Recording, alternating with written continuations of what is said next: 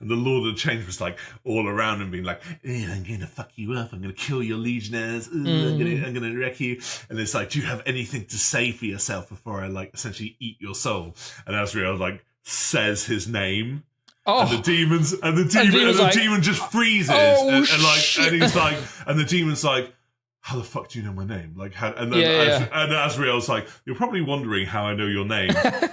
It's in my fucking helmet. Because Chapter Master XYZ from like fought you previously 500 years ago fought you, wrote your name in the helmet, and the demon's frozen, and he's like, oh, by the way, Khan the Betrayer's going to be here in a minute. And you're frozen in place. Shit. And you're frozen in place. Mm-hmm. See you around. And Azrael just like strolls away. Child to the bollocks. And then it just basically describes like the demon frozen in complete terror. Yeah. In complete terror as like Gorechild's being banged on the thing. Up. And you can hear like Khan coming towards him. And he's like frozen in place like, oh no! Shit. Border.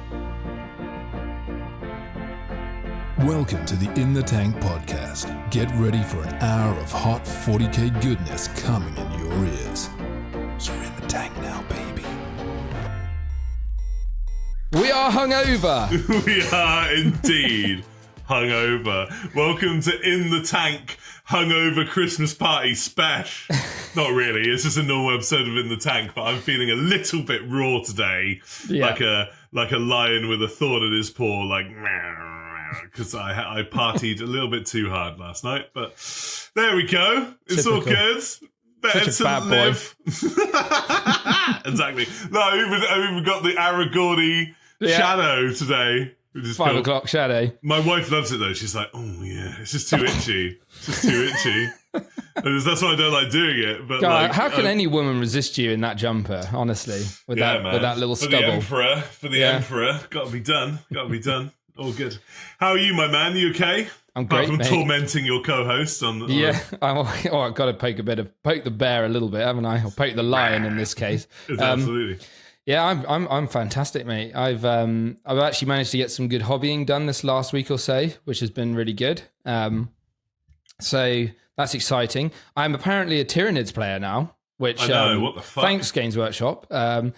Because I've been, it's a weird one with me because obviously I play GSC and I love the Vanguard Tyranids models because they're just like Lictors, the Death Leaper, Von Ryan's Leapers, a lot of leaping, a lot of licking, but they're really cool models. And I just like, they're just so predatory looking and they're just savage. And I've always thought to myself, God, if I ever get into Tyranids, I'm 100% going to play Vanguard. And then Games Workshop go and drop a damn Tyranid soup detachment for Gene Stealer cults, which you can only take Vanguard Tyranids in. And I was like, oh, Games Workshop. Bye. Like you needed any more plastic crap in your life. I just pulled the trigger and I was like, right, okay, 2 Lictors, Death Leaper, 30 Gargoyles, let's go. Nice. So, yeah, that's exciting. To be honest, that looks quite fun, though. That does look quite fun. It's so much fun. I love it, honestly. Any excuse to run those models for a start. Also, did you like my Christmas present that I sent you? I loved your Christmas present. First of all, you got me the little Scatros guy, the butt plug sniper. He's too funny. He's too funny not to buy for someone. With his little stilts. And then you also got me the, what's it called mixer? The Vortex mixer, yeah. Life and that changer. thing is insane. I honestly blows me away. You can see the paint like swirling inside. It's just amazing. Mental, isn't it? It's so good, especially with contrast paints, which are obviously very like pigment saturated. If you've got like a little agitator ball in your paint anyway, just give it a little stir, hit it on the vortex mixer, give it another stir, hit it on the vortex mixer. That thing is like vegetable soup by the end of it. Your hobby time is very valuable and you don't want to waste it shaking pots. I did actually mention this on a previous episode that obviously my Dirty Down Rust, which coagulates like blood at the bottom, like that thing is so thick and it takes forever to get it going. You can't even get the ball out of it for ages. Yeah. And that thing just whisks it right up. So yeah, it's a life changer, that one. I say thank you for that. It was a banging Christmas present. You're very welcome. See? Yeah. Romance ahoy. It's all good. Exactly. Yeah.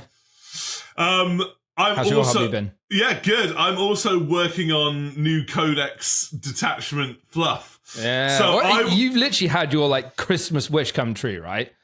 Yeah, so it took me ages to get this correct, where there's actually technically 3 detachments that I want to play. I want to play the Flyblown Host. Yep. I want to try the Bile detachment, which I think is going to be mint, absolutely mint. Yeah. But the one that surprised me, which I first initially looked at, and I think it's because I got a little bit detachment overwhelmed, and I was like, okay, and I was kind of struggling to find my Dark Angel's identity after all of the changes and stuff, and the Gladius changes and stuff, and I was like, I don't really want to play Gladius anyway. I'm playing Librarian detachment. Oh, that came out of left field. It did. That's exciting. Oh my god. So I am running 3 Librarians in my army, one of which is Ezekiel himself, so I get to dust off old Ezekiel, so that's great. I get to advance in charge unit of Deathwing Terminators with Thunderhammer and Storm Shields. Oh, what, like you mean you could do in Gladius? Not really, because I can do it at all times, even when that doctrine is not in effect. When I'm on turn one, it just happens all time, all the time. Cool. I also think they get another bonus as well on top of that too. Don't you Gladius me, sir. I don't want to use like... I'm always trying to lure you back into Gladius. So much. I know you do. But the big one is the Fusillade enhancement that you can give to a Librarian.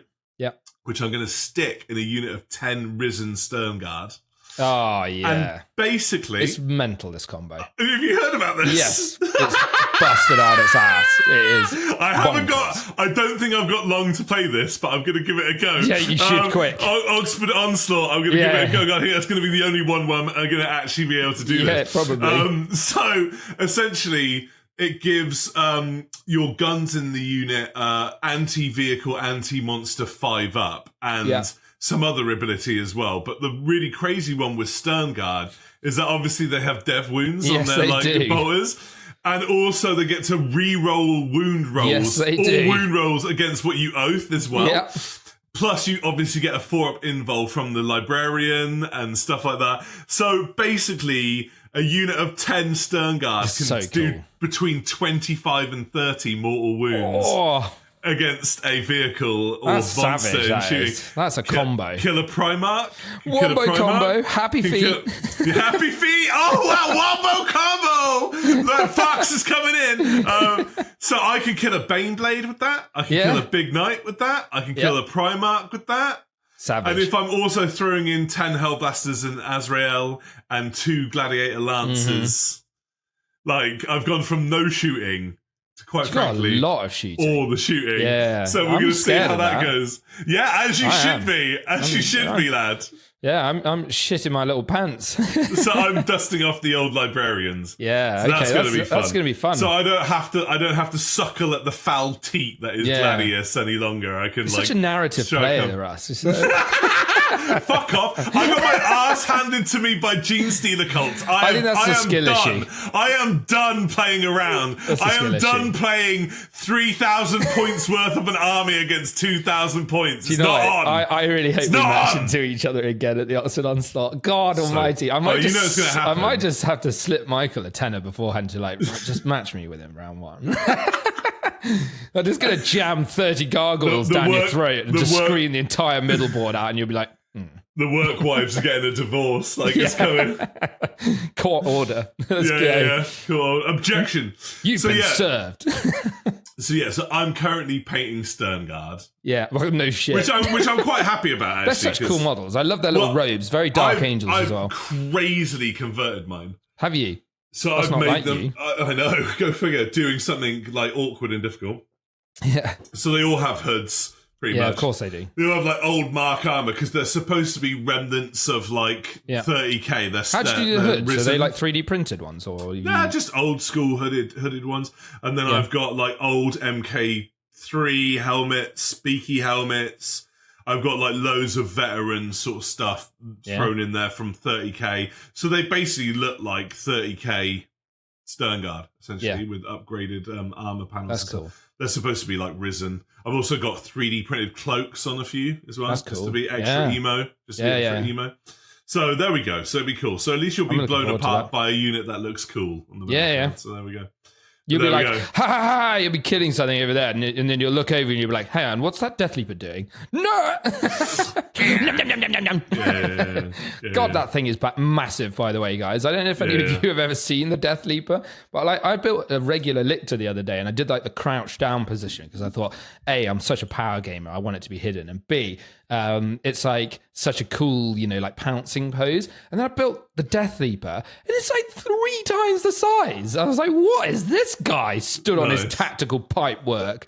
You're going to get a taste for this. You're going to be like, oh, Tyranids are cool. And I like think Tyranids. that's a danger because danger. I'm going to already have like a bit of danger. the Vanguard list done, like with the characters, the gargles and stuff like that. And I only need to add a few more things. Yeah, exactly. You're going to suddenly be like, oh yeah, I'm a Tyranids player now. And then you'll be like, I just think the hive mind is misunderstood. I just think it's... Do you know what? Okay, so there's going to be someone listening to this. James, you remember, not Holy Taboo James, but Disty James, who was he was our second round opponent at the doubles event. So he will be listening to this, and he was talking to me the other day in Discord. Hey, James. And he was saying, he was trying to sort of coax me round into believing that the hive mind is not actually evil, and that it's just misunderstood, and that they're just hungry boys. And I was like, bollocks, complete take bollocks. me some convincing. I think you're talking out your Tigerius to backside. say otherwise. Yeah, and he was like, yeah, but Tigerius couldn't understand the mentality of such an alien creature. And you can, as a human, can you? In the 21st century, without psychic powers. For a bit of context, this is in relation to our previous episode. I just think both of you worship the fucking four-armed emperor. I think you're spouting heresy, quite frankly. Yeah, I think the Inquisition needs to come and knock in. The context of this was that we were discussing some of the most evil factions / races in 40k, and obviously the Tyranids came up because they are just evil predators. And he's a sympathizer, clearly. He does play Tyranids, so I kind of understand where he's coming from. Of course. Yeah, he's just a hungry boy. He's apparently so. Yes, no, bollocks. Love you, but bollocks. Complete bollocks. Yeah. Absolute bollocks. So there we go. So that is, I don't think there's any more news, right? That is the news. No, not really much going on, to be honest with you. I think we saw a new Tau detachment, which looks quite fun, that's come out. Grotmus. We've got a Blood Angels one where the Sanguinius can just sort of yeet back out of combat and disappear back down again, which is cool. Some interesting little Grotmus ones. I think the Sisters one was dog shit, from what I understand, because they nerfed the Miracle Dice, and then they're like, hey, throw away your Miracle Dice for +1 leadership. Do you know what would have been cool? Bloody Rose attachment. I was expecting a Bloody Rose attachment, like a combat shame, isn't attachment. it? Never mind. It's a massive shame. Shame. I feel like Sisters have been maybe hit a little too hard with the nerf bat all at once. They've done that the typical like triple nerf thing where they just nerf kind of one step too far. So I imagine in the next balanced data slate, they'll probably get a few little points drops just to sort of bring them back up. What they should do is just make penitent stuff dirt cheap, and they'll be well happy, because that stuff's actually really good. Like when I played the guy at the LGT in my last round, he had some of those. Which ones are the guys strapped to the front? The penitent engines, are they? They are penitent engines. Those guys. And they were just running around, just doing actions and just being annoying and really hard to kill just on their own. And they were just, they're just cool little throwaway units. As well. They do actions and stuff. And the models are really savage. So this is why I think I'm dipping in and out of the Sisters at taste, because I cannot get my head around painting that entire army in one go, and I think I would lose my mind. So I think that one's a marathon, not a sprint army, if I'm honest. Power arm is so much easier in contrast. I tell you what, I'm so intrigued as to what my Gene Stealer Cult scheme is going to look like on Tyranids, because I'm obviously doing the same scheme. I know what I've done my Gene Stealer Patriarch in the same scheme, and it looks cool. So I'm kind of thinking, God, imagine a Death Leaper or a Lictor in that scheme. That's going to be That'll cool. be on the Instagram coming up soon. Don't you worry. Lovely photos of the old Insta. I need to share some of mine at some point, to be fair. Yeah, everyone loved my Primus helmet conversion, which was the easiest conversion ever, by the way. If any of you don't like the Primus's face for the G Stealer calls, because quite a lot of people apparently don't. Is that the Yeah, so all you need to do is get yourself, you probably got some already if you're a G Stealer Colts player, the Atalan Jackals box, you know, the little bikers, the quad bike, which is called a Wolf Quad, has a like helmeted option, and that helmet that just slots onto his armor slots perfectly onto the Patriot, onto the Primus's armor as well. You don't need to do anything. You literally just it in there. So yeah, if you want to do yourself a nice little space helmet, that's how to do it. Easy good. Easy good. Easy good. You son of a bitch. I'm going to have that in my head all day now. I just love it. I love doing it.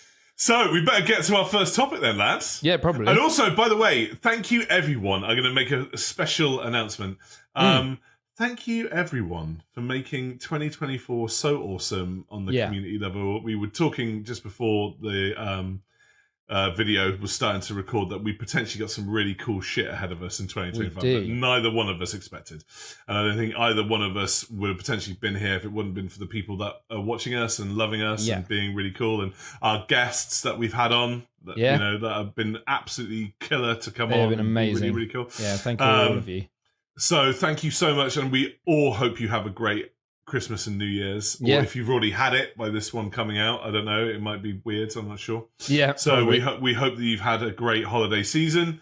And of course, like, comment, and subscribe. Not bad. Better than last week. There you go, Steve. I mean, it only took you like 45 minutes last week, so this is. See, I was trying. Worse. I was literally trying. I had it in my brain. Damn it, to, like, you ruined my mini game. But no, genuinely, guys, like, I'll repeat what Russ said. Like, you've been an amazing community that we've been building here, and we're starting to get people talking in the Discord now as well. So come on, join us in there. On the Discord.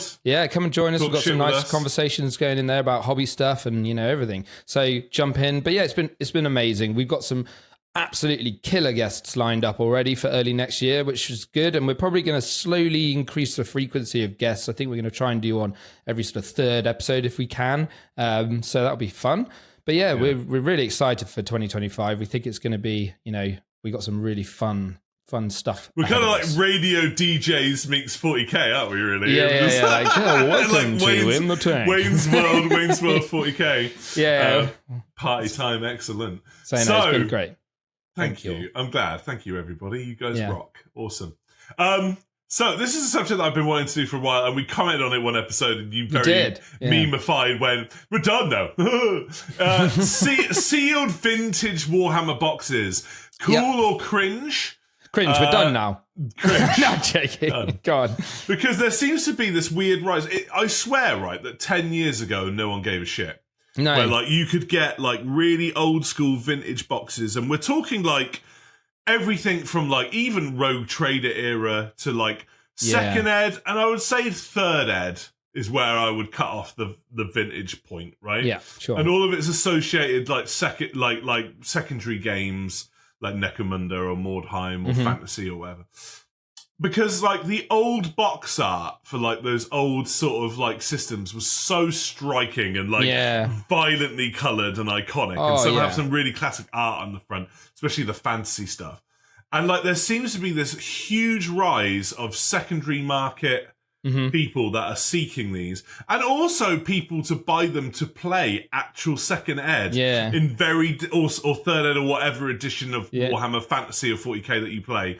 In just cool nichey Facebook groupy or Discordy kind of communities where they like hang out and drink beer and play fucking second ed, which I have to admit, I'm like, it sounds good. Like the dad hammer photo to the point where I want to do it, but we need to talk about the cost implications of that in a second. But what is your initial reaction to that, Ed? So people buy it just to look at it and have it on the shelf. So clout, it's interesting because I've got like a love-hate relationship with old models, and I think I went to Warhammer World not long ago, and early on in their sort of like display, they've got a few really, really old kits. I don't know if you've been around there, if any of you guys or not, or if you've been around there, Russ, but they've got some like really old school kits that have been painted there and stuff.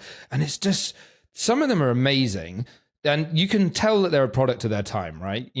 All of the bases are like that goblin green grass. It always makes me laugh. Like, you got this like huge demon in a field. So I don't know why they're all green. And like the bases are rimmed green as well. I'm like, I hate. Anyway, but yeah, so like they're really cool, and I think there's a lot of like iconic history, and we've touched on stuff like the OG Bloodthirster and some of these kits which are just really banging. But at the same time, I just absolutely detest metal models.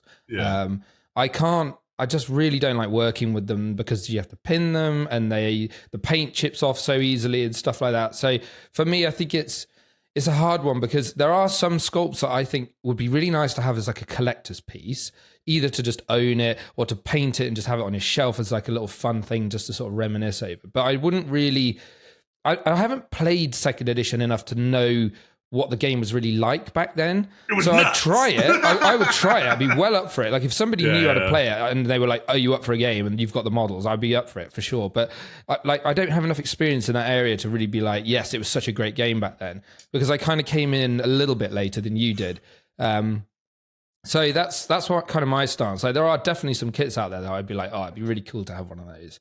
Like OG. I don't know. I think these might have been like third, but like the OG Wraiths for Necrons. Yeah, they were third. They were third, yeah. But I love those models. I know that Ophidians are kind of like a spicier modern version of them, but just those little claws that they had, those little raptor claws. Do they also have like the top bit of a Necron basically attached to so a it was wraithy like body? it was like a Necron's upper half body with like massive shoulder pads and this little head, and then they had these sort of like surgical implements underneath with all like little tubes and spikes and stuff, and then they had this snake body. So they're kind of a mixture. Again, like they're a bit impossible to keep together because I used to drop them all the time and they break every time in the middle, yeah. because I didn't know how to pin back then, obviously, because I was like 13, but. Those sort of models are really cool, and some of the really old Necron models are fun as well. But like the OG Destroyers, I think they were second edition, where they've got the little dude and the like speeder looking thing. So yeah, they are cool. What are your thoughts on them?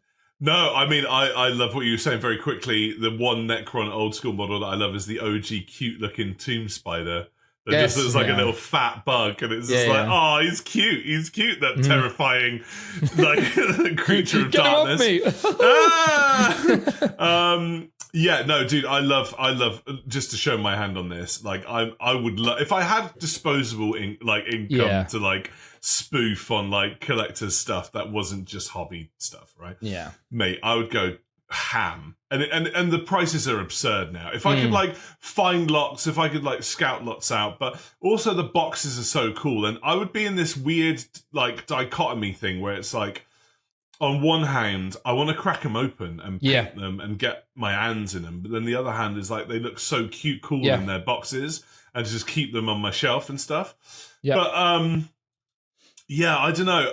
In regards to your painting and stuff like that, I found that an interesting comment that you said about the fact that, like, when you went through Warhammer World, you noticed that the painting was a bit interesting, because I think, and people have said this that were associated with the hobby back in the day, that painting ability over the years has skyrocketed. Oh yeah, but like your average YouTube, and it's due to purely information. Yeah. Right, and being Technique able to sharing YouTube, and exactly. And back in the day, what would have been like a Golden Demon winner would have been a fairly just decent paint job in the modern world, not to take away any talent from the past. So, what I did find interesting and what made me think about this was when Duncan Rhodes painted his vintage word bearers in Duncan Rhodey style painting, like you love that. modern style, and I was like, they look fucking awesome. Yeah. Like they look way better than any old school models that I ever remember looking. Didn't good. Ollie do this as well recently from Broadsword Wargaming? Which Ollie one did he paint? Love a friend of the channel. Yes, he did. He did loads of experiments in regards to like vintage models. Because he did some of the vintage paints as well, didn't he? Yeah. I think he did like vintage models painted modern and modern models painted vintage. Check out our Broadsword Wargaming chat with Ollie. We did a previous episode. If you haven't seen it, we'll put a little ping somewhere up there. Ping. Yeah, legend. He's great fun to have on. Yeah, love that guy. And no, you should check out his channel. And obviously go and support your LGS because all good. FLGS, friendly or fucking local gaming store. Exactly. So I would love to play Second Ed. Well, I'm not going to talk about Second Ed because we need to talk about our favourite 40k editions in the future. But it was a hot mess, Ed. It was a hot mess. I mean, I've your heard, brain would be like, "What the fuck is going on?" I'd be like, "I'm going to throw a vortex grenade at your army. Oh, your army's gone now, Ed. Sucks to be you." Dear. There are some like classic stories. We do definitely need to do an episode on this. Like, there's one, I don't know which, I can't remember which edition it was from, but there's one. It must have been sort of like 5th or something. There's a picture of a guy. It is really famous. If you've not seen it, you should just Google it. Basically, I think it was like a Tau player, and he screened out his entire opponent's side of the board, I think, was it? Something like that. Yeah. And he basically stopped, his whole army was in deep strike or something, and he just screened the whole board out, and he literally just won the game. And there was like a picture with the judge coming over, like looking at this board, and you can see the guy in the background like, hey, that's such a classic picture. You need to Google that, Russ, if you haven't seen it. It's funny. That is funny. Wow. Yeah, we do need to go back and have a little broken editions. I do remember the time of blast markers. I've still got some of those. So cool. I kind of miss blast markers in a way, but I also get why they got rid markers, of them. Yeah, I got templates. one of them.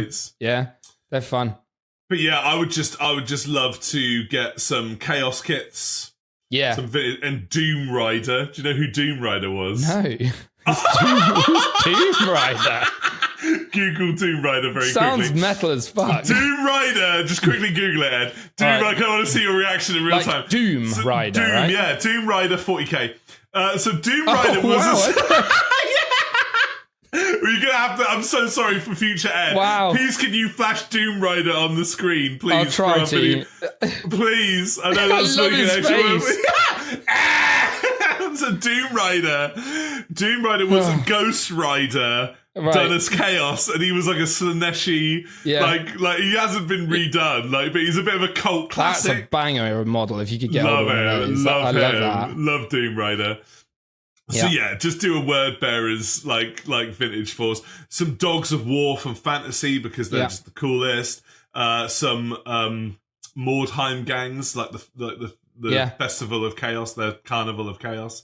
Loads of kits I'd love, and just like keep the boxes and just make the boxes look cool. So do you know what? I was in my friendly local gaming store here in Daventry, Battlefield Hobbies, the other day. Great store, fantastic store. Love that store. I was there the other day, and there was a couple of guys playing 40k because I just popped in to grab a paint, and this guy was playing Imperial Guard, and all of his guard were the OG Vostroyan, like, you know, the Cossaccy helmeted sort of bear hat guys. And I was like, dude. And he was like, do you know how much it costs to buy one guy off of eBay? It's like 20 quid a guy. And I was like, you're a fucking maniac. Playing it like proper, Imperial Guard. Mad for that. Oh, mate. And he'd like converted a Rogal Dawn to have like one of the little guys with the saber coming out the top of it. And I was like, mate, that's so savage. So yeah, shout out to him. Didn't actually catch his name, but yeah, at that great point, I think for some Imperial Guard players, they're like, right, I'm already remortgaging my house to play this faction. Let's just push it a little bit further. His wife's at the door like, the baby. You'll be warm in the hobby store. Let's do it now, Valhallan Blizzard Army. Let's Google, let's Who eBay needs those central heating Valhallan and electricity when we've got the Vostroyan first? The Emperor keeps you warm. Yeah. There you go. But I've got loads of Mordians that I should say. Have you? Yeah, I've got a whole regiment Who's of Mordians. the guy on the polar bear? Oh, that's a Kislev dude, isn't it? Oh, okay, that's a converted. I know that Kislev. Joe from Liam Dempsey's channel, he has him. No, that's from Fantasy. That is. That's but he's converted him as like a fair Imperial like, Guard guy. They're great, Very cool. But yeah, I should probably try and find my Mordian because I'm never going to play Guard and sell them and maybe swap them, or maybe try and swap them for some.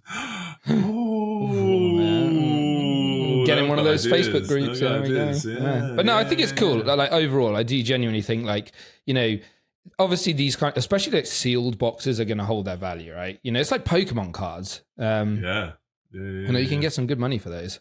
So apparently, yeah. Apparently so. Who knows?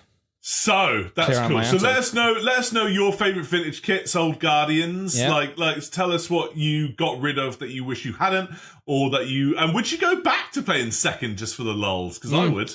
I'd tend a day. I'd give it a go for sure. Probably hate it. It's not a very tawny game. It's not a very tawny game. No, but I don't mind playing. It wouldn't be like a 30. It would have to be a games club night kind of vibe where people just hang out, mong out, and then swap opponents in the evening or something.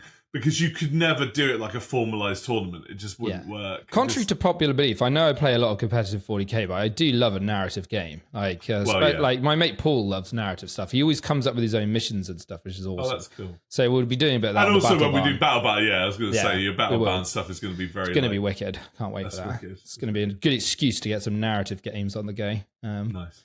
Yeah. Now, we've been actually quite kind to GW of late, where we haven't had a GW complaint, and we're going to break that now. We're going to break that. No. Because with the combination of like the Amazon deal stuff, and like apparently the new Lord of the Rings edition is apparently great, by the way. So all the controversy in regards to their culling of that line, that seems to be actually quite well received. Almost like I said, it would be fine.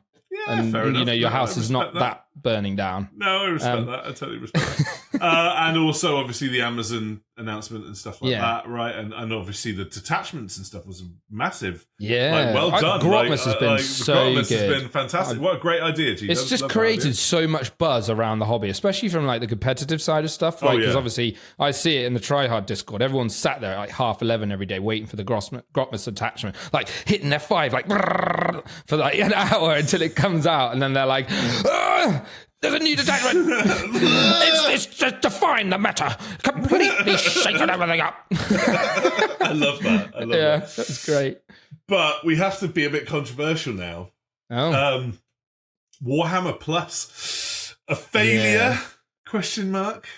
What do you reckon, Ed? You see, the thing is, I kind of get what they were trying to do with Warhammer Plus. I like the idea. Take the power back from the online sources. I like the idea of, them being able to have some extra games and to have some animations and that sort of stuff. And I kind of get why they'd want to put that behind a paywall and to give them a bit of extra income. I just think the biggest failure for me from that perspective, and I've brought it up here before, is that it should be de-linked from the app altogether, I think. Yeah. And I think that the app should be its own subscription service that has nothing to do with Warhammer Plus. But why would you get Warhammer Plus, though? Otherwise? Well, exactly. If you like the animations and you like the stories and you like the battle reports, which is not going to be a huge crowd. But if I'm honest, they should probably just roll that into their own YouTube channel and just make it a membership thing for YouTube, because they'd just do better with that, because it's pre-existing. There's a bigger crowd on YouTube. People already watch all their stuff on there, so they could just have a members only and put all their stuff in there from Warhammer Plus. And then the app could just be pay £10 a month, you get every codex, you get access to all the codex stuff from all of the books, no matter whether they've been out in the past or when they come out in the future. And that's that. And I think loads of people would pay for that because it's just an easier way of doing things. For me, it seems mental that isn't already part of that service. I agree. Because it should just give you access to vaults of information and end of, right? Yeah. Like it seems... It's wacky. Really silly. It seems really unbelievable. It's just like, because when you're at the table... Old guard. Yeah, when you're at the table and you're like... Let's say that I'm playing my new GSC detachment. Now... If I want to build my list in the Warhammer app and see all my like profiles and stuff like that, I have to go out and buy the outdated Tyranids Codex to get access to those units in the app. Otherwise, I can't do it. So now, me having been like using this app for basically the whole of 10th edition, because I just like it. It's nice looking, it's easy for me to do everything on there. I've actually stopped list building in the app for the first time recently, and now I'm just using New Recruit. And if you guys haven't heard of New Recruit out there, you should use it, because it's a really kick-ass list building tool, and it's just a great tournament tool as well. We use it in TryHard for our tourneys. But what I'm saying is, like, these things now exist because Games Workshop is kind of fucking over their own consumer base. But this is the problem, right? If you don't offer that kind of nice service for people, because at the beginning of the edition, everybody used the app. Yeah, because all the rules were there. The index rules were all there. You're just going to go fucking elsewhere. Yeah. Like, times are tough. You don't, like, all of a suddenly gain that money to then go, oh, I can now magically spend it on Warhammer Plus now. Do you know what I mean? Like, or buy a codex or whatever. Like, I felt the same when I was recently at my event, and I completely forgot because of the old Imperial agents. Yeah, it's so annoying, isn't it? My Calidus wasn't in my thing, and I was like, fuck. And now then I had to like Warhampedia, and that's not what you want to do in the middle of the game. It's taking ages, and I'm like, fuck, like, this is so awkward. And it's just for the sake of a little bit of corporate greed, where it's like, at the end of the day, again, as we keep rabbiting on about, but it's damn true, is like, you're going to use that hobby budget regardless, right? Yeah, it's not you will going to disappear and like piss in the wind. Like, you're going to want to buy models, and like you're going to still spend the money, but just in different ways. It's silly. It is silly. But I don't know. Like, I kind of see what G-Dubs was all about by making Warhammer Plus a thing, right? It was to try and take the power back from the online space, where they felt a little bit late to the party in regards to stuff like Lore Channel kind of stuff. Yep. To like all of that stuff where I think they saw that It's things like Astartes, you know, that animation absolutely kicked ass, and then they were like, we don't like people using our stuff. Yeah. We want that. And obviously I know that they've employed the guy. He worked on the recent Amazon animation for them, which is really great. Good for him, you know. But it was kind of like a come work for us or fuck off. It's the sentiment. Yeah, right? exactly. And they did sort of like hit everyone like that with, you know, across the, and there are obviously other animations, like for example there are some which are like treading very close. Is it Space King, or what's his name? Yeah, something like that. Space King, I think it is, from right. Yeah, you should Google that on YouTube. It's really funny if you haven't watched it. It's like a Mick take animation. It's very funny. You'd enjoy that. Cool. But yeah. Well, the old boy that made text-to-speech device, he stopped, had to stop because he was scared that he was going to get like knocked on the door of, and that was it, and that was his livelihood gone. Kind of. Yeah, but like, I don't know, it just shows a real like deafness to like how communities work. I understand they have to protect their IP. Like, I get that from a corporate perspective. You do have to protect your IP, and if you're not seen to be actively protecting it, then that can cause you problems. But so it's a hard one. It comes back down to this conversation we've had many times. 2 Games Workshops. You've got fan-loving, you know, communicative, lovely, open heart on our sleeve Games Workshop, and then you've got corporate doing this for the shareholders, making money company Games Workshop, and they are the same entity, and they do clash, and that's unfortunate. But the thing is, though, that I find short-sighted is if you can literally like tell on a graph that you can go, right, okay. Mm-hmm. By suppressing this information, we will gain X financial like bonuses as a result of this. But it's impossible to quantify in as much as you have no idea how many people would potentially be getting into the hobby because they have been like, you know, they see like text to speech or whatever, or a whole. Or they watch Astartes and they're like, gosh, that's cool. What are these Space Marine things? Exactly. Why are they all blue? I think we're going to have such a massive influx of people into the hobby as a result of Amazon. I don't think that's necessarily ever going to be a thing to ever worry about ever going forward. But it's like your hobby is a constantly evolving space, and like you want to be as inclusive and as cool with people getting into it however they want to get into it as possible, right? Yeah. And it's like you know, as a corporation, you just go, right, we're just going to look the other way this once. Do you know what I mean? And like. And I just think, again, it's very bull in a china shoppy without any insight as to how that community like survives, if that makes sense. Yeah.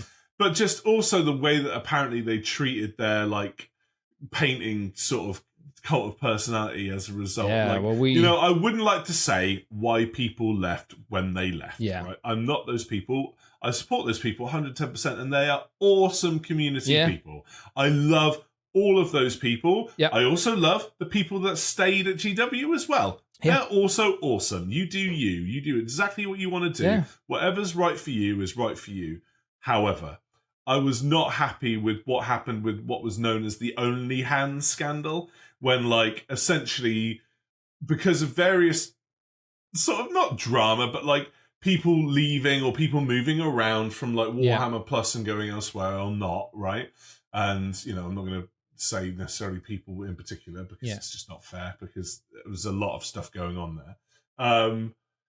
It seemed like then GW wanted to shut down their own internal cult of personality by not having painting presenters like introduce themselves or say hi as and then just to be hands on a table. Yeah.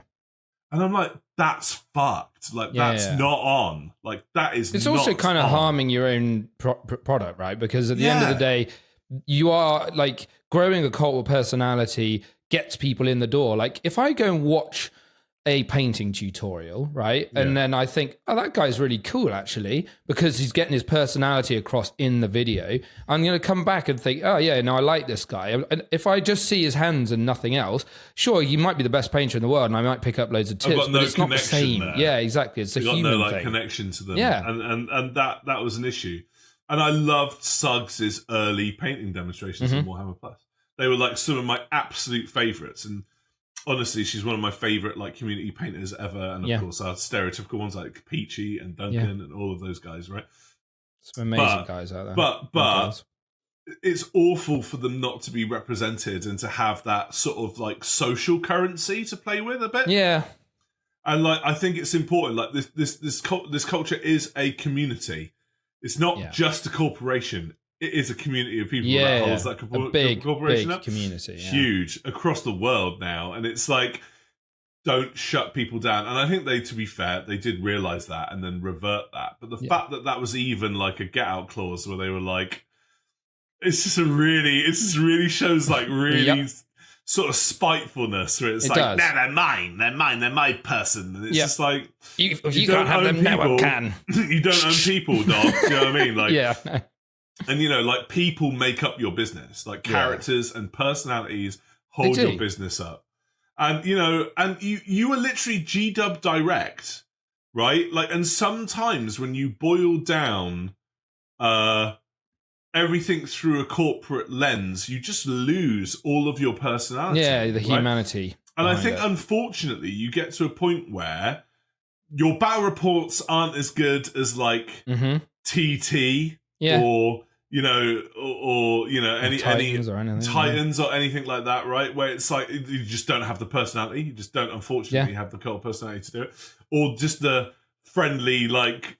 Because you can have all the like vibes, camera right? action and like special effects and cool shit as much as you like, but if you don't have good your personality, presenters aren't allowed to let go a little bit, you have to and, really like, be breathe yourself, a little right? bit. That you can't, that sucks. That's right? kind of one of the things that we like to do with our guests on here is to really let them have emphasize the space. point that you just be you. Yeah, exactly. And just have let your hair down a bit, right? Because I think that's when you're at your best. You don't want to be all uptight. This is the safe space for you to let go a bit. Like, exactly. This is what we want to do with this channel, right? God, you wait till we get people on the battle bar. It's going to be wild. Oh, Can't wait. I'm going to literally be screaming I need at to you, get Ollie on there. I need to get him drunk slightly beforehand because I reckon he Don't say the plan in advance. No, God, you weirdo. Don't say it. But anyway, like, and just to and they're saying with their lore, unfortunately. Yeah. Like, I love some of their lore voices, literally, right? And the people that work on that are probably very talented, very passionate people.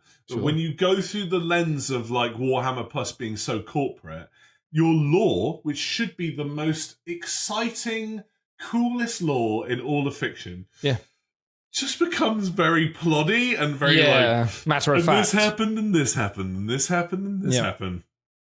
Get your G-Dub staffers in and have silly conversations. Have a podcast that's like internal from G-Dub so you can be cheeky, maybe let go hints about what's coming in the future, and also show your opinion. Yeah. Like, I know you're a corporation, but let your people have opinions. It's corporations, right? man. If you find Space Wolf cringe, let them say that they're cringe. I know that you might piss off Space Wolf players, but they're cool. Like, we're all cool. We're all adults. Like, it's fine. Well, we're not all adults. There are children that play this game. No, I mean, all the adults are definitely adults. Yeah, so, but adults are or in theory, adults. It is a fair point. I've gone on a rant there, I think but you're. Like, it's true. I think you're on the right sort of wavelength, right? I think there is definitely a human music. I'm turning into a Necron. There are definitely. It's like a human element to this, right? It is a thing that we like. As a wider community, we like personalities in this hobby, and I think we love cool shit. Like we want to see cool stuff, cool models, cool conversions, cool paint schemes. We want to see like cool lore, cool narratives. We want to see shit that just kind of fires you up, mentally. You look at something. It's like when we were at LGT and we saw that guy's converted knight army that were all orc knights, and you just look at that and you're like, "Fuck, that's cool."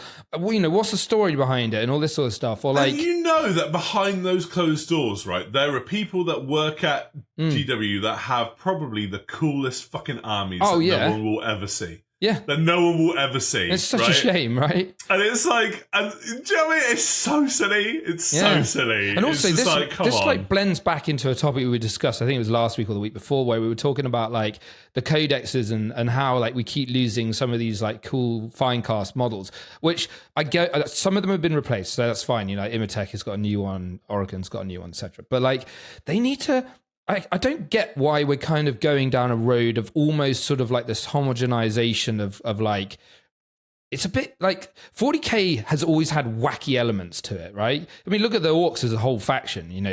They're a little bit comic reliefy sometimes. I know that they're also deadly serious, but when you look at characters in 40k, I know that this is a dark, gritty, serious universe, but it's nice to have some like out there personalities and interesting sort of characters, like people, that you look at them, like for example, what's his name with Baelai, what's his name, with the big old claw that fight with Yarrick, you know, fluffy, interesting characters that are just cool in the lore. You know, we need more of that shit in the game. We don't need, you know, like clamping down on it so we've just got generic Overlord, generic Catacomb Command Barge. We need more interesting named characters to push the lore forwards in the codex so that we can play, right? The one thing that I would say about that, though, is like, I think due to how old GW are as a company and the fact that, you know, as we've said before, you can still buy Catachan kits from the 90s. Yeah, I know you right? can. Like, there's a lot of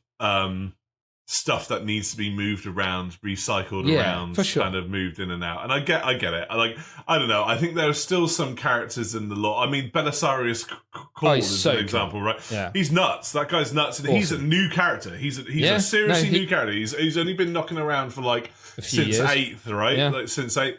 So, like, you know, he's nuts and pretty cool. And I think that there's still a lot of space for GW to push stuff. But I think we've just got to a point where the culling is kind of starting to really happen now. And I think it's just like, I'd like to see more of this fluff, like more fluffy, interesting characters come back. And they are doing it slowly but surely. Like, obviously, we've just had the new Warp Spider... what's the name? She's cool. Phoenix Lord, yeah. She is really cool. And like, so they are doing that, but they just need to do more of it. Like, it's nice to have some generic squads and new units as well, but like, just bring... Also, why isn't there like a group of like Warhammer people behind the scenes? Sorry. That will gonzo it behind the scenes. Like, why isn't there like some like diaries where they can take the camera in and go into like that'd be cool, design studios of Forge World? Yeah, that'd be cool.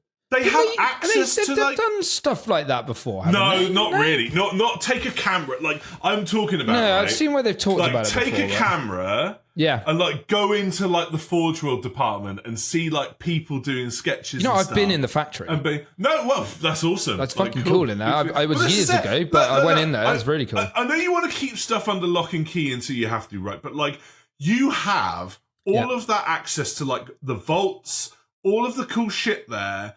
And like, you know, and you can go and talk to people that I imagine that have been part of the company for decades, right?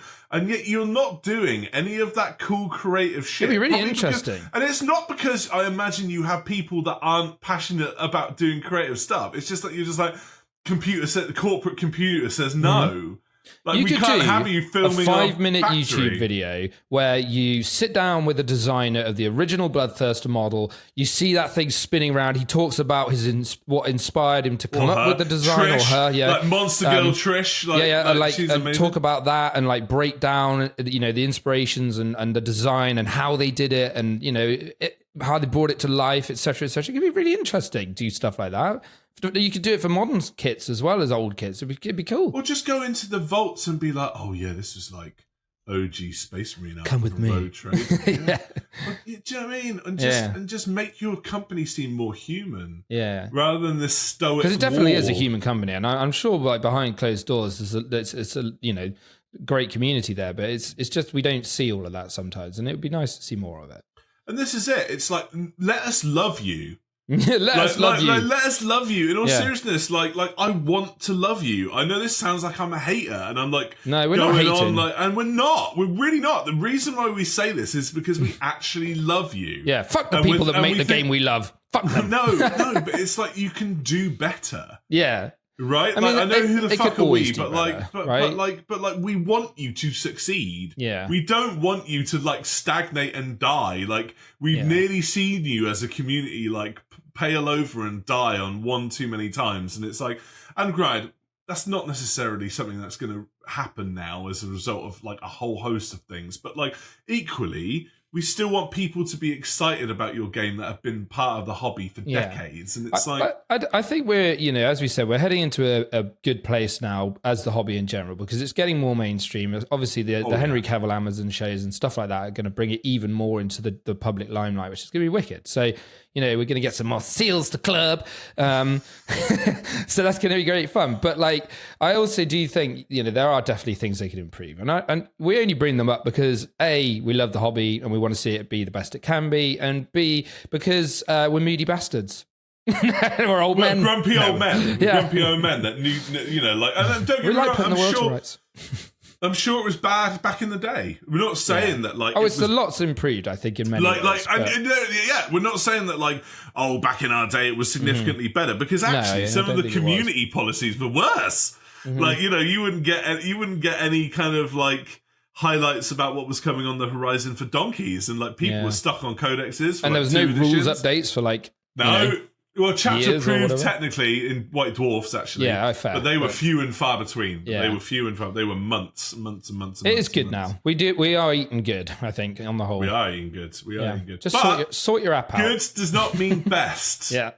Exactly. And if we want to help the hobby move forward, then we've all got to kind of say our piece and kind of try and be as community based and as loving to everyone in the community as possible. Yeah, let us know your thoughts. What could Games Workshop do to improve their We'll just get people that are just trolling, that are just like, fuck GW. No. Like, genuinely, we're interested to know, because it's an interesting one. And the more people give this kind of feedback online, the more likely someone at Games Workshop is to pick it up and actually take it on board and absolutely, do something about it. So, yeah. We love you, GW. We do. G-dubs. We're just I think concerned. we're a very positive podcast on the whole. Like, we love this hobby. We tried that middle ground, yeah, but right? we can still talk about it, Yeah. So, yeah. Cool. We just might not ever be GW sponsored. Yeah. Well, give us stuff, GW, give please. Us things. Give us Emperor's love. Children. If we get Emperor's Children, Ed, I'm claiming that. Yeah, sorry. Fine. It's all right. Don't worry. All right, cool. Right. So last one. This is something that I've been sat on, that I've been wanting to do for ages. Must be nice and warm then. I was going to build it up and you just like relics. Oh yes, what a spicy topic. So famous 40k relics and our favourites. Yeah, you're a relic. That's a bit harsh. I did get on my party last night. I did get misaged again. Yeah, well, someone say you were 52.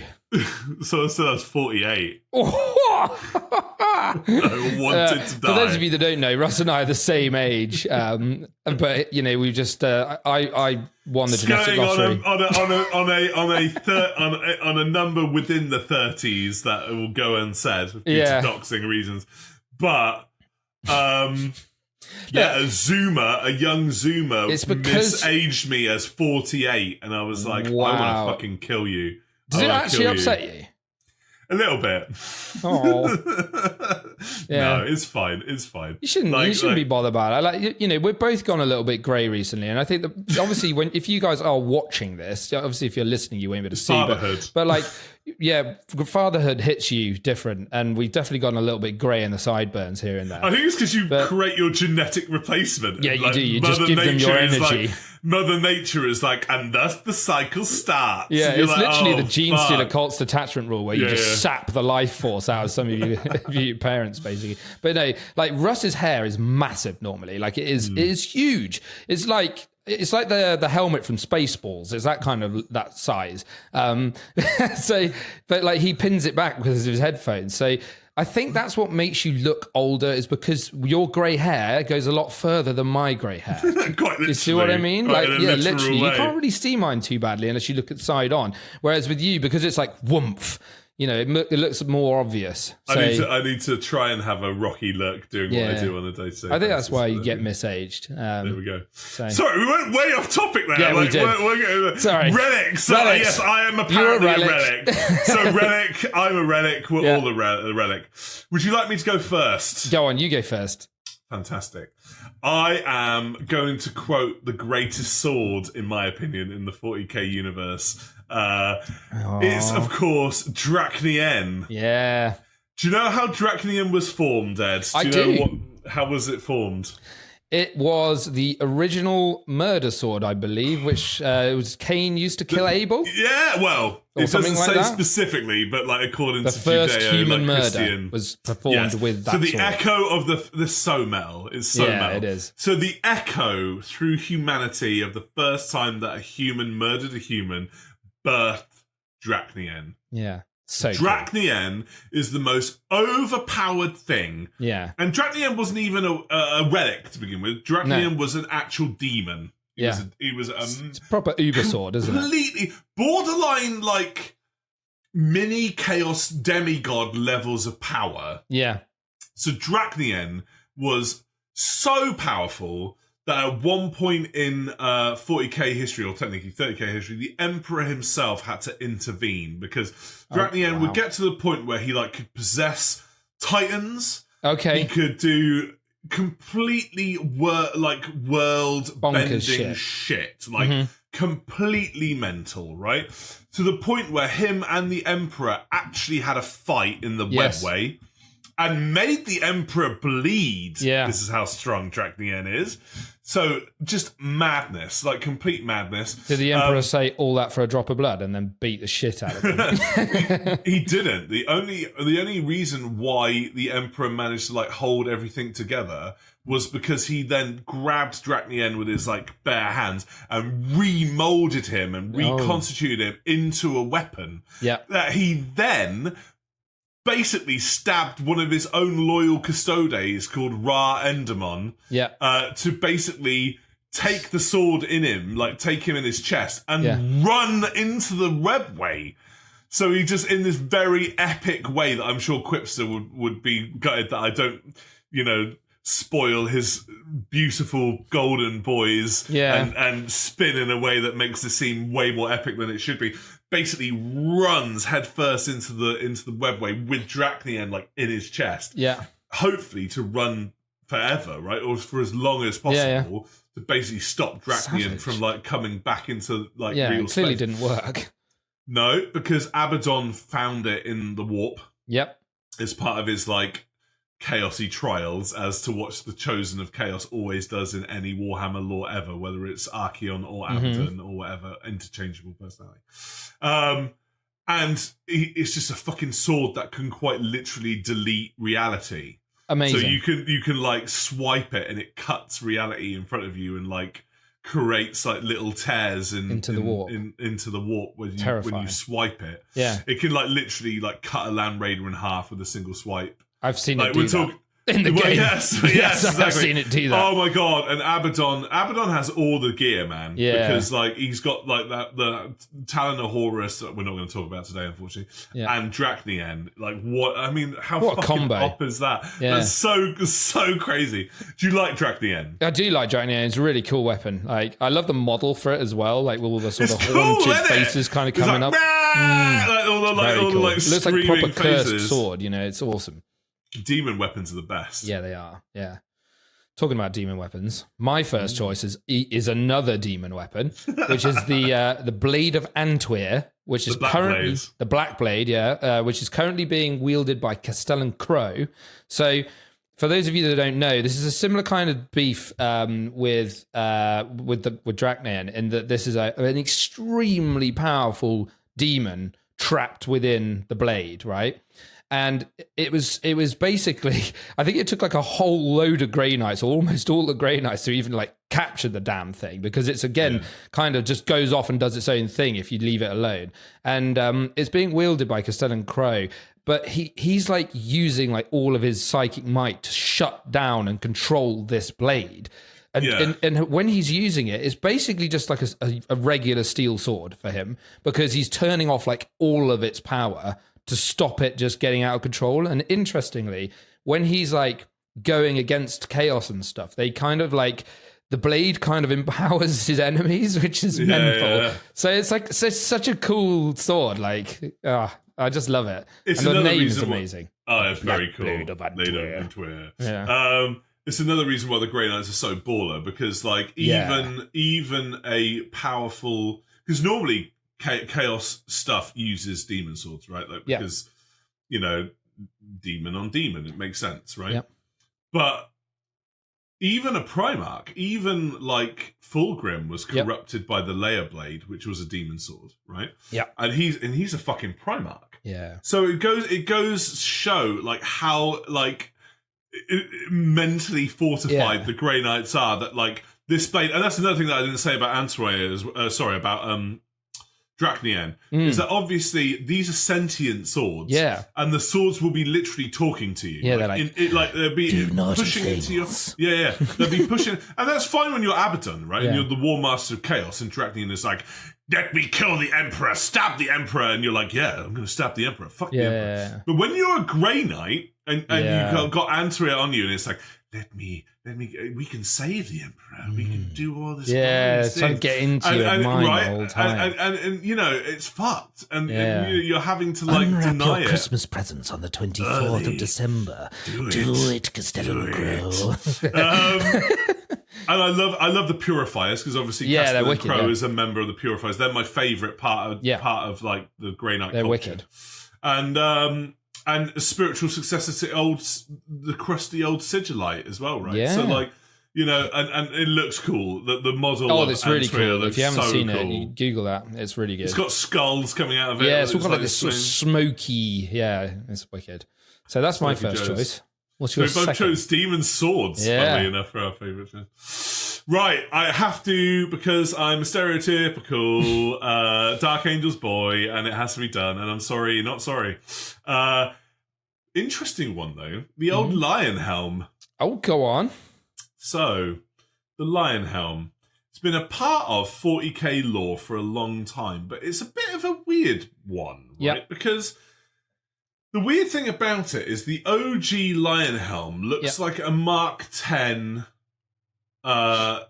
sort of, and the same for its modern thing, because Azrael uses it, right? Yep. And essentially it's like a Mark 10 looking relict helmet that essentially has all the information of previous chapter masters in the Dark Angels lore, including, rumor has it, the Lion himself. Yeah. Inside the helmet, so you can access all previous memories and information associated with all previous chapter masters of the Dark Angels inside the helmet. That's really as well as obviously have a force field, like a sort of like like Dark Age of technology. sort of no, way more. More powerful. Way more. So like a Dark Angel, almost like a repulsor field. Oh wow! Where like everything, because in the lore, like a librarian, which basically manifests like a 4-up invul across all of your things. Mechanically in the game, obviously, it confers a 4-up invul to your entire unit that Azrael joins, right? So it kind of has a Dark Age of technology kind of vibe. Yeah. And it's obviously like very lion inspired plumage. Like it's got those massive like feathers, normally carried by a watcher. Yeah. Who's like passes it up. So hang on, is the lion not wearing his own helmet at the minute then? Right. So the weird thing about it is that obviously the lion helm goes all the way back to the original Angels of Death Codex from second, right? Because the OG Azrael model is fucking donkeys old. It comes from the 90s, right? Yeah. And obviously, back then, we didn't have any definition for, like, what things looked like. So we didn't have any definition about what Mark III armor was or what Mark II armor was or whatever. So it looked like the OG Mark X standy thing. So it's, like, got the grill. Yeah, the grill. The old... the mouth grill. What's his... Vox grill. Darth Vader. The Vox grill, Yeah. But the crazy thing was that obviously then when we got like modern lion models and stuff like that, it's all knightly. None of now. his helmets don't look like that. They all look like Mark III sort of style. So when Azrael obviously got redone, they actually redid his old 90s style helmet. Right? Okay. And there's no potential evidence of the lion actually wearing, ironically, the lion helmet. So he doesn't use his own sword or wear his own helm? What do you mean by he doesn't use his own sword? Well, he doesn't have the lion sword either, does he? He did use the lion sword. Yeah, but he doesn't have it now. No, but what is cool, though, is that the model of the lion sword is identical between Cypher's backpack one and also the Forge World one. So they actually look exactly the same. So they are the same relic, right? Yeah. And trolling aside about the fact that the lion doesn't even use his own war gear anymore. But I wonder if it's actually called the Lion Helm because... it's just that's the name of it. Maybe it might not actually be the lion's helm. It might just be.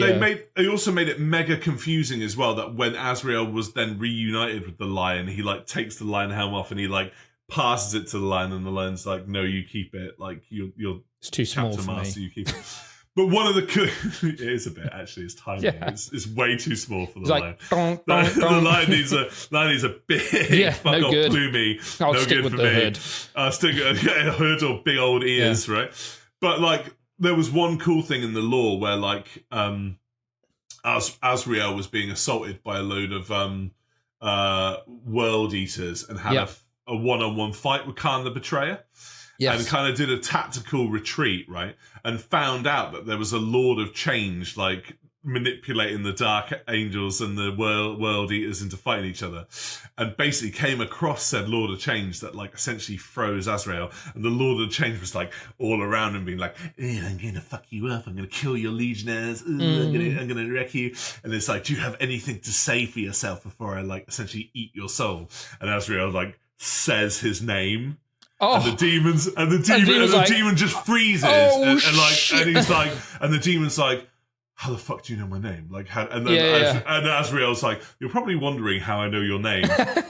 It's in my fucking helmet. Because Chapter Master XYZ from like fought you previously 500 years ago fought you, wrote your name in the helmet, and the demon's frozen, and he's like, oh, by the way, Khan the Betrayer's going to be here in a minute. And the you're demon's frozen like, in place. shit. And you're frozen in place. Mm-hmm. See you around. And Asriel just like strolls Gore away. child to the bollocks. And then it just basically describes like the demon frozen in complete terror. Yeah. In complete terror as like Gore child's being banged on the Revved thing. up. And you can hear like Khan coming towards him. And he's like frozen in place like, oh no. Shit. Baller. That is What such a cool moment. move. I'm into so that. there you go, and that was a result of the lion helm specifically. Yeah. So it gives you all of the intel inside of it, and it looks cool. It That just is looks cool. Awesome There you go, choice. Sue. Awesome choice. Thank you. Thank you very So much. I've got I have to do a Necrons one because, you know, they're my boys. So the Crimson Scythe. Now this is not only a weapon, but also a nickname of the person who wielded it was a pharaoh called Amontech. Now he basically was just destroying an entire sector of the galaxy with this staff, which was so damn powerful that he struck a planet with it with one single strike and blew it into billions of pieces in one go. That's the level of power we're talking with this thing. That's like stank face. I'm like, yeah. No, he literally just like wabumphed it. Like it was wow. like, wabumph. Yeah. So he that is a seriously strong weapon. It's said to have destroyed countless thousands across thousands of worlds. So he's it's quite scary. Like some of the Necron's power weapons and their phase weapons basically are terrifying, and they've got some insane relics. But yeah, that's it was the planet Maldek, which was shattered into a billion pieces by it. So I'm pretty impressed with that. I don't know what you think. That sounds epic. I mean, it's so Necron. Yeah, where, it is. like, you forget how powerful Necron tech is, right? Mate. And like how cool, like you mentioned the old arrow in the past, right? The Tachyon arrow, the Tachyon arrow, yeah. Taking out a warlord titan and stuff. And I think that's it that we forget. We live in like Astartes world, right? And we're just like, oh yeah, cool. Oh, this weapons is cool. Yeah, plasma, interesting technology. Like, cut a planet, bro. Yeah. What are you gonna do? Well, I mentioned another one. I'll give this an honourable mention because I brought it up, I think last week or the week before, which was the Celestial Orrery. That's the name of it, and I didn't remember the name at the time. Basically, it's a representation of the galaxy, so like a model of the galaxy, but it's actually directly connected to the galaxy itself. So if you're sat there with this model of the galaxy in front of you and you just do that to a star to snuff it out, the star will go supernova in the real galaxy at that exact moment in time. Now, this weapon is so damn potent that it is like protected by, even from the Necrons, basically, by like a group of Necrons. Because obviously, if it fell into the wrong hands, like, you know, Abaddon or somebody like that, it would mean serious ruin for the galaxy, because you could just go in and be like, rah, rah, rah, rah, and just mess the whole thing up and destroy the galaxy. So yeah, they've got some pretty mental shit, the Necrons. Like, you don't realize how mental it is, but like some of their stuff is like serious levels of technology, because obviously their whole thing is like the physical manipulation of the universe. You know, that's what the Catan were the gods of. They were the physical manifestation of the universe, that kind of god. So a lot of their power and their relics and super weapons relate to that, and it's terrifying. Man, that's crazy. Yeah. That's absolutely crazy. Terrifying. Yeah, I mean, dude, you just can't get your head around it. No. That destruction of that level and Yes. just, like, power of that level. And obviously they've got all their time manipulation, and it's just nuts. That's so cool. Yeah, they're the wild card, right? In the 40k universe. I really can't wait to see what happens with the Silent King and stuff now.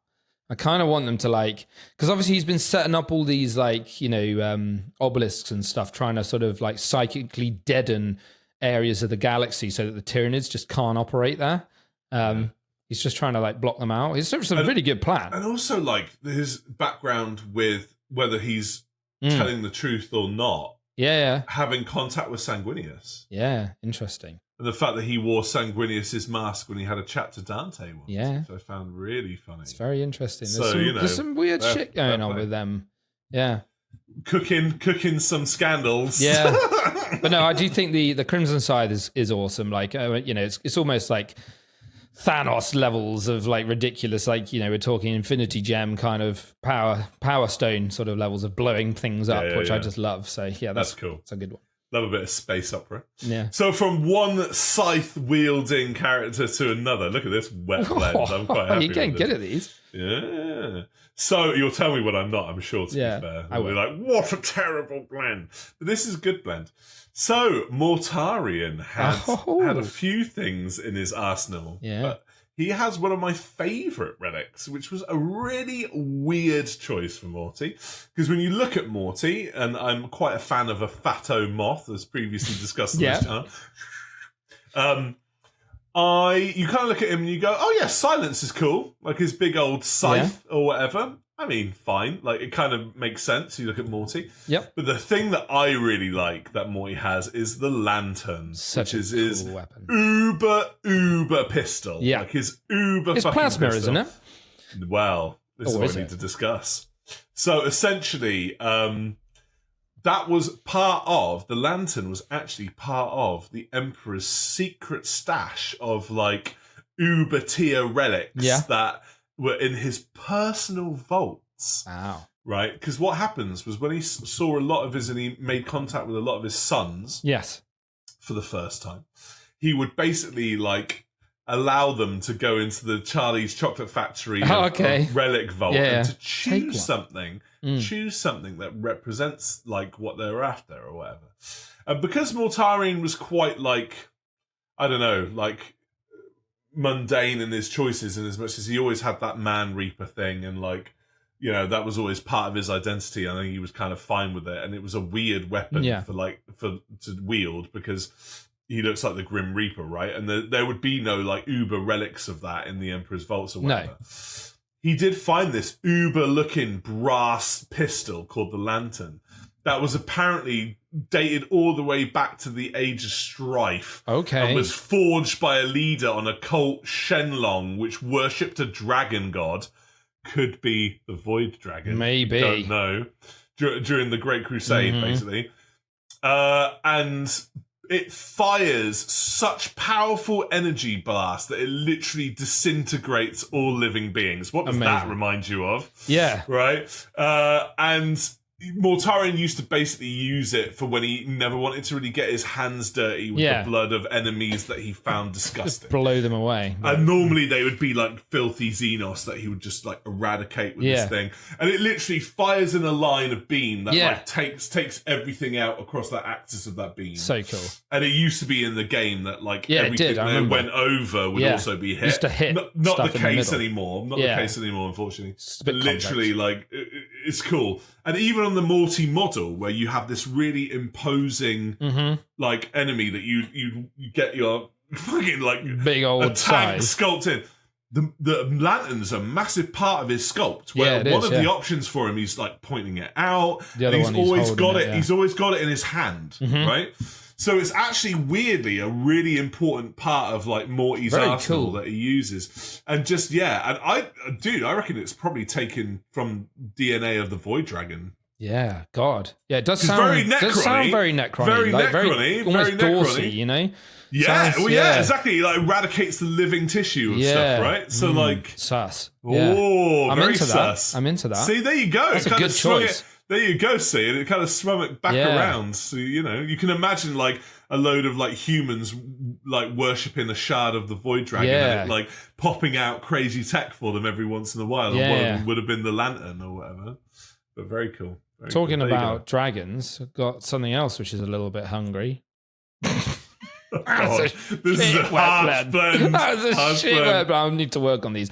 So, one of my favorite characters in the lore, like my favorite marine characters, and I brought him up in a previous episode, is Tiberius the Red Wake. Oh, and his two weapons are called Hunger and Slake, which is too fucking cool, to be honest with you. So it should be illegal. It's so cool as named weapons. Cool. Now, these things are twin lightning claws that are not only lightning claws, but are also chain fists, that are also power fists, but are also... Basically, it's like he's just gone like... he was like, I'm in the armory, and they're like, what would you like? Power fist, chainsaw, chain fist, lightning claws, and I'm sorry, Tiberius, we don't understand. Like, which... No, I said yes. You misunderstand me. I want all of them. All. Forge me a weapon. And they go, okay. All right, Tiberius, don't get angry. Okay, fine. But yeah, these things are amazing, and they just absolutely chew through anything. Like, he needs a model. I've seen a conversion done by Siege Studios, which I think was fucking amazing. I think they used like a Baden or something as the base model, and it is just insane. He would be that size. He would be massive. He's a big boy. Massive. Like, he's a massive Primarch size. Yeah. He'd be Primarch size. So yeah, I think because obviously he's in this massive like piece of Terminator gear, like it's modified because it's so big. Dreadnought armor. Isn't it? Yeah, well, Terminator is dreadnought armor. It's just tactical dreadnought armor. I know. I have Dark Angels boy. It's modified. It's a modified dreadnought armor. People think that it's actually part box dread armor. Yeah, I'm not so sure. I think it's just tactical dreadnought armor, but it's massive. It's like he is an absolute unit, and these two weapons are like. They just personify him in the battlefield. Yeah, he just cuts a bloody swathe through the enemy with these things, and it's just nuts. They are like power fists, right, with all the finger bits. Yeah. But then like chain each of the lightning claw thing is a chain fist. Like blade, and it's like it's just nuts. It's all like lightningy and. Well, this is it. Bear in mind that one of those fuckers can tear through a vehicle on their own, and if you've got like. And they the lightning claws have got like hooked ends, and they kind of like can go. They can like retract in and stuff. Like, and these things are just. Can you imagine just him just like absolutely chewing towards you across the battlefield? You'd be like, oh fuck, he's coming! Get the fuck out of here, boys! moving weirdly supernaturally fast. Apparently, like the old boy can move fast. Yeah, Well, there's also he can be very still. That's the meme, isn't he? That he's sort of like a statue. I think I need to get the Kokarodon novels because they're reprinting the Tithe books because apparently they're so scary when they come down to exact their tithe, which is to like replenish their ranks. They need they need a model or something. They need to do. They do need a bit of support. Tiberius needs a model. He's cool. He used to have a Forge World model, but it was nowhere near where it needed to be. It needs to be. Like, he's such a cool character. He is that's awesome. only got more popular over time. Yeah. So, like, love it. I mean, I think, though, from Raven Guard Gene Seed. Yes, well, actually, apparently it's Raven Guard, Night Lord, and what's the third one he's from? Space Wolf? No, I can't remember the third one. It's he's a chimeric gene seed apparently. Wow, yeah, makes sense. So I can't remember the third one now off the top of my head, but yeah, it's really cool. Yeah, I mean. Makes sense. Yeah, like, I think it's three from what I understand. So, wow, bad lad, real bad lad. Good choice. Love that. We had quite an eclectic combination of stuff there. That was good. Good. Awesome. Right. It does kind of wrap up in the tank for 2024, even if you may be hearing this in 2025, ironically. But again, thank you for the journey. And I want to say a special thank you to you, Ed. Thank you very much for being my man throughout the last 6 months or so. You are a solid guy. It's been a mental half a year. Like, to think that we started this half a year ago, I can't believe that this, we're this many episodes in and we're still going strong and loving it every week. We're cranking them out. I ain't stopping. We said this. No. In the tank, 100 years, baby. Let's go. Shine, hangover. Yeah, it's happening. Flu, Illness. We'll be here every week coming in your ear. Exactly. No. And hopefully giving a safe space for community members to be themselves. And thank you, as we said at the beginning, if you didn't catch that, if you jumped into the end, thank you all of our listeners. You are amazing. Thank you for our entire community, all the feedback, all of the comments and, everything. So it's been fantastic. And again, please do jump into our Discord server if you use Discord. We've got a lovely little community building up there. So I'm dusting off my boomer abilities to be able to use Discord. I actually made Russ use it. And he's like, is there an app for this? And I'm like, fucking hell, Russ. Get in the 21st century. Jesus. See, I love certain apps like Insta I am obsessed with. But I just need to get my head around it. It's fine. But come join us. And thank you all for a fantastic 2024. May 2025 be an even better year. We've got some incredible guests lined up. It's going to be fantastic fun. We can't wait to bring you some amazing fun to listen to. So it's going to be wicked. Awesome. Thank you, everybody. Like, comment, subscribe. Yeah. Ciao. Peace out. Happy New Year and happy Christmas. Happy New Year, everybody. Thank you. See you guys.